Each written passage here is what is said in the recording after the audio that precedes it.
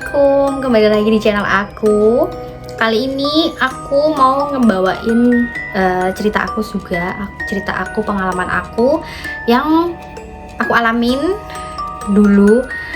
Sebenarnya ini ada sedihnya juga, tapi horornya juga ada. Di sisi lain juga ini berkaitan dengan keluarga, pengalaman di keluarga aku. Ceritanya kejadiannya ini yang pada akhirnya juga membuat mamaku menjauh dari kami, meninggalkan kami. Banyak banget sih yang kami alamin, yang aku, adikku alamin, itu banyak. Jadi kejadiannya itu bermula dari ini di tahun 2020. Jadi saat COVID itu kejadiannya saat itu aku sama adikku posisinya kayak dibikin, gimana sih, dibikin bermusuhan. Jadi aku kayak diadu domba sama adikku oleh ibuku sendiri, dengan isunya seperti ini. Jadi mamaku tuh bilang kalau adikku itu dikasih uang buat bayar kuliah tapi nggak dibayarin. Marahlah aku. Di situ aku marah, bener-bener marah banget, sampai tak WhatsApp panjang banget karena itu adikku tuh nggak pulang ke Magelang ya. Jadi posisi saat itu aku ada di Magelang, adikku di Sleman, di tempatnya Simbah, di keluarganya bapak. Itu ikut bapak. Nah, kejadiannya emang bapak emang udah jarang pulang ke Magelang karena ya mungkin sudah apa sih namanya, udah ada tanda-tanda ke situ tuh ya. Nah, terus bermulanya di situ. Kejadiannya itu mama bilang, jadi gini, mamaku itu tipikal orang yang nggak mau nggak mau periksa ke rumah sakit yang jauh gitu.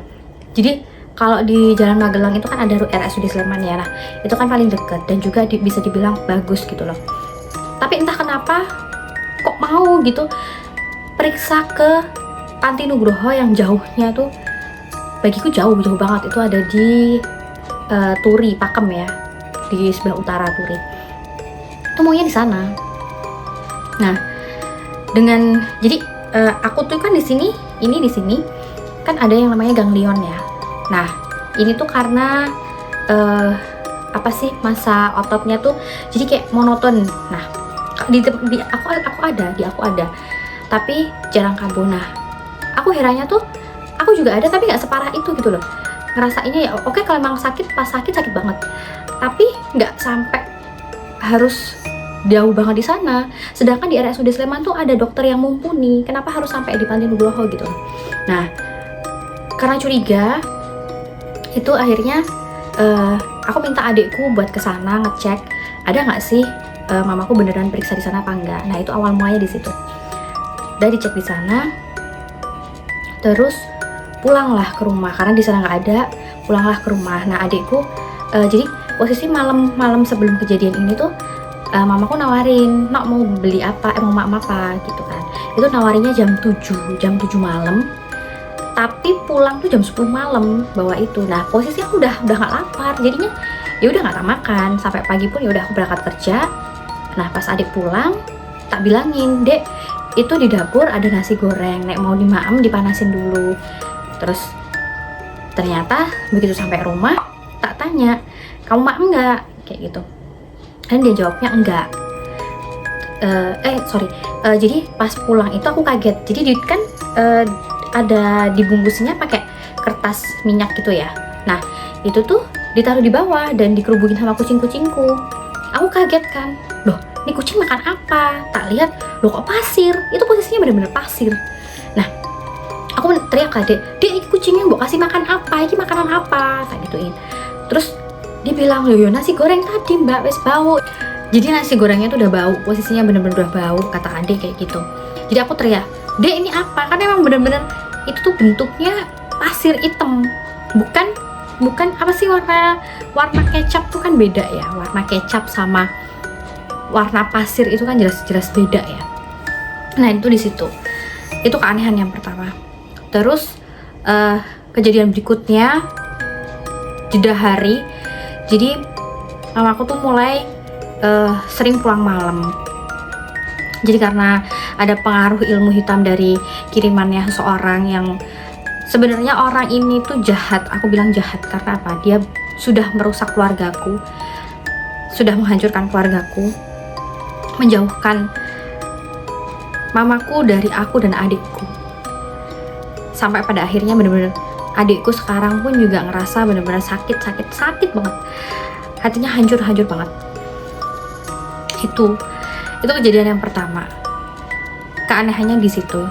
Jadi kalau dari beberapa ahli spiritual itu, si laki-laki ini mau masukin ilmu hitam ke aku itu lewat makanan. Nah, jadi dari makanan-makanan yang dia bawa itulah yang jadi sarananya. Nah, terus kejadian berikutnya udah beda hari ya, itu beda hari. Mamaku tuh tiba-tiba pingsan, katanya pingsan di rumah. Posisinya aku kerja, terus itu adikku juga tak suruh nyusul ke rumah sakit. Di rumah sakit, jadi katanya yang bawa itu temannya mamaku, namanya Tante Y gitu ya, tak samarin aja namanya Tante Y gitu. Nah, dibawa ke rumah sakit. Di sana pas di rumah sakit itu kejadiannya ditungguin sama Tante Y dan nggak ada si laki-laki ini. Tapi pas Tante Y bilangnya nggak bisa lama-lama di rumah sakit, dan akhirnya dapat kamar. Kalau nggak salah tuh dapat kamar. Terus adikku udah nyusul di sana. Begitu aku masuk ke kamar, kamarnya itu cuman ada satu ranjang ya, jadi kayak VIP gitu. Cuman ada satu ranjang punya mamaku. Begitu aku masuk, di dalam kamar itu hawanya udah beda. Hawanya tuh beda banget. Di dalam kamar tuh kayak berkabut. Gimana sih? Kayak ada kabut nge-vape gitu. Ya hampir kayak gitulah. Itu tak pikir cuman aku aja yang ngerasain. Ternyata adik pun juga ngerasain hal yang sama. Itu di rumah sakit, kejadiannya aneh seperti itu. Rumah sakitnya di daerah Muntilan. Itu rumah sakit bukan swasta sih, nggak tahu entah swasta atau apa, tapi ya rumah sakit lah ya di sana. Itu rumah sakitnya rumah sakit Islam, Muhammadiyah, masih tahu lah, nanti bakal ketemu kalau di sana.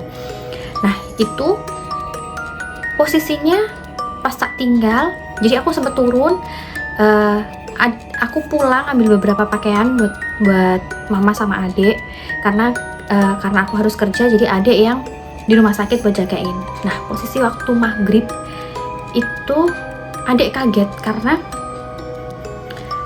tubuh mamaku tuh ngambang, naik gitu loh, naik berapa senti gitu dari bednya.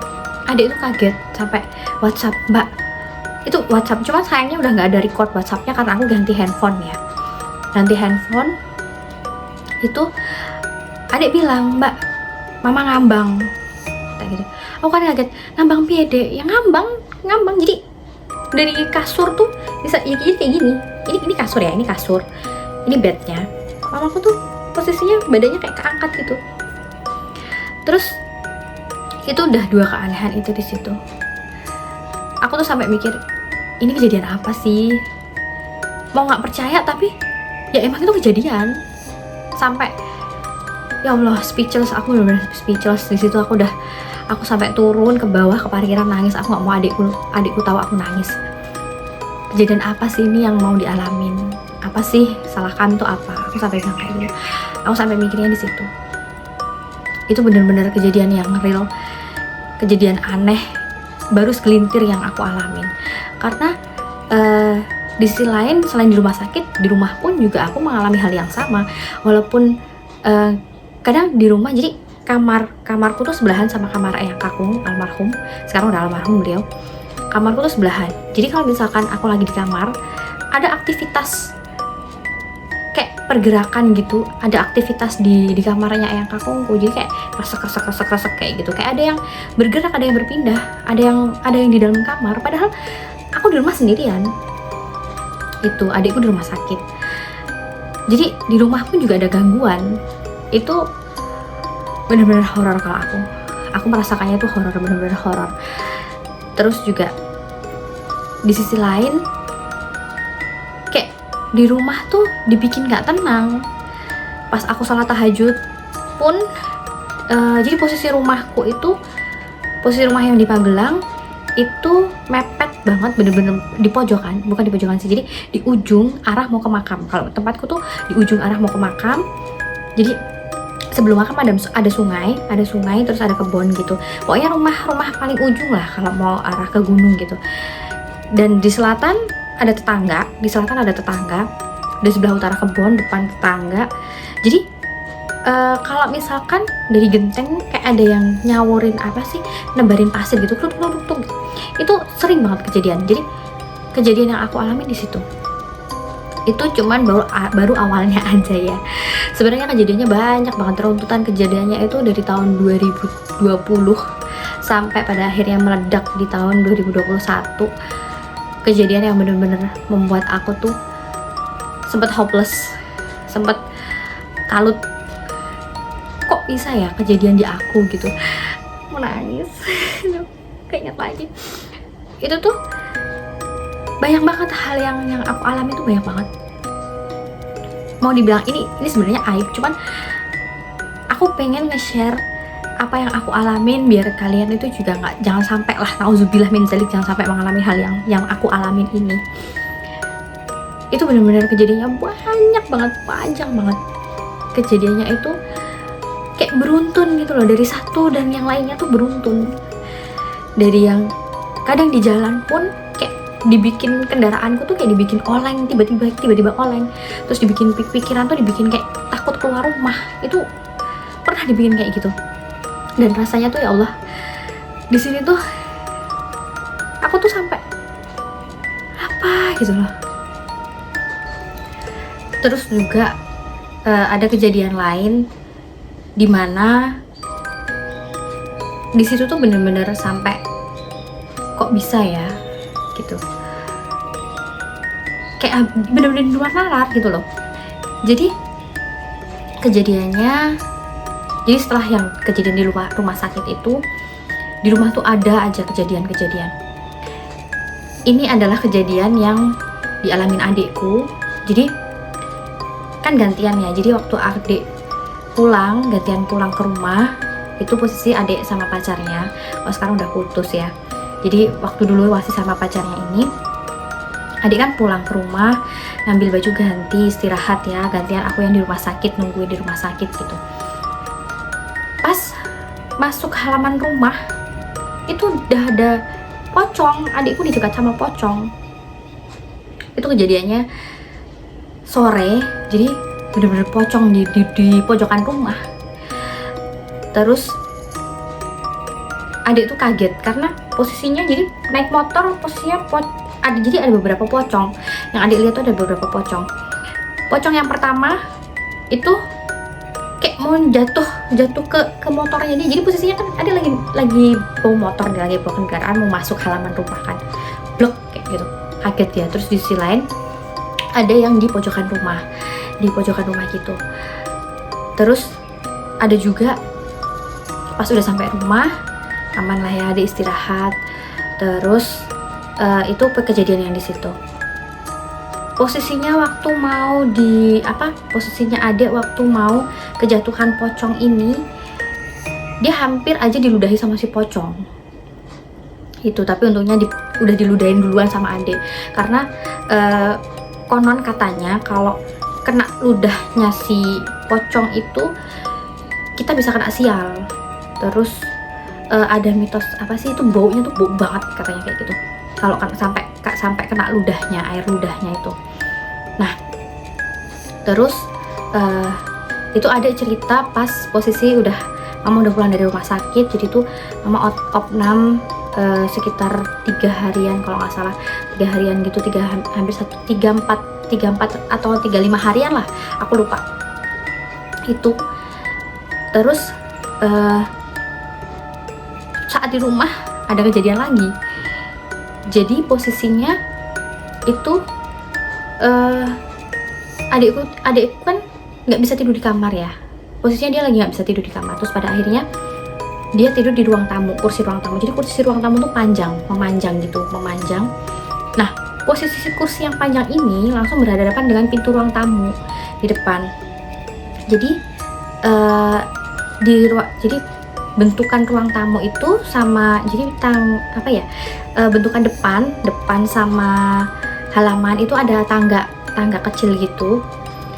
Jadi posisinya itu adik gue lagi tidur gitu, dia kepalanya kan ngadep ke pintu ruang tamu, pintu depan, pintu rumah ya. Nah, kejadian posisi itu jam 2 atau jam setengah 3, pokoknya dini hari itu dia kebangun di pintu. Dia lihat pocongnya tuh, jadi katanya tuh duduk gini, terus noleh, bener-bener noleh ke adekku, noleh gitu, ditolehin. Jadi adek bangun, kaget dia, loh. Jadi itu udah pocong yang kesekian, pocongnya tuh ngeri pokoknya. Itu adek disampahin di situ kejadiannya. Paginya adek cerita, "Mbak, semalam aku lihat ini nih di situ gitu." Terus lah adek, kita banyak berdoa, Gusti Allah pasti ngasih kita jalan, aku bilang kayak gitu. Itu baru sebagian kejadiannya. Untuk kejadian yang lainnya nanti tak ceritain di next episode. Kalau banyak yang nge-like sama nge-komen ceritaku kali ini, untuk bercerita lagi nanti aku akan ceritain lagi. Paling itu aja, secuil itu baru secuil cerita dimana awal mula dari ya pada akhirnya keluargaku berpisah, bapak ibuku berpisah karena ilmu hitam. Jadi karena gangguan orang yang berniat jahat, benar-benar jahat banget ya. Sampai sekarang pun kejadian-kejadian mungkin ada, tapi minor, nggak se-ekstrim dulu. Aku lebih sering ngalamin di mimpi, jadi dapat pertanda di mimpi itu aku sering banget. Kalau aku udah mimpi sampai hafal, itu pasti bakal kejadian. Makanya aku paling takut kalau aku mimpiku tuh sampai aku hafal dari awal sampai akhir, aku hafal mukanya, runtutannya aku hafal tuh, ini pasti bakal kejadian. Entah kejadiannya dalam waktu dekat atau berapa tahun kemudian itu kejadian, itu aku paling takut. Oke, paling itu aja cerita yang baru bisa aku bagikan untuk next episode, untuk next cerita. Nanti bisa komen-komen aja, teman-teman bisa komen, lanjutin dong ceritanya kayak gitu, nanti bakal aku lanjutin lagi ceritanya. Karena jadi mau nangis, ya Allah, karena bener-bener itu tuh di luar nalar, bener-bener di luar nalar banget. Kejadian-kejadian horor yang lainnya tuh lebih, yang sampai bener-bener aku harus datang ke kantor polisi, sampai rumah didatengin polisi. Itu bener-bener kejadian, dan saksi-saksinya ada, karena itu ramai banget dulu. Paling itu aja cerita yang bisa aku bagiin sekarang. Untuk next cerita, tunggu nanti ngumpulin ini dulu deh, ngumpulin kekuatan aku sendiri juga ya. Paling itu aja dulu. Terima kasih untuk yang sudah mendengarkan cerita aku, walaupun singkat, walaupun baru sebentar untuk cerita aku. Aku ucapin terima kasih. Untuk yang baru bergabung di channel aku ucapin salam kenal. Terus juga jangan lupa like, comment, subscribe-nya. Dadah. Assalamualaikum.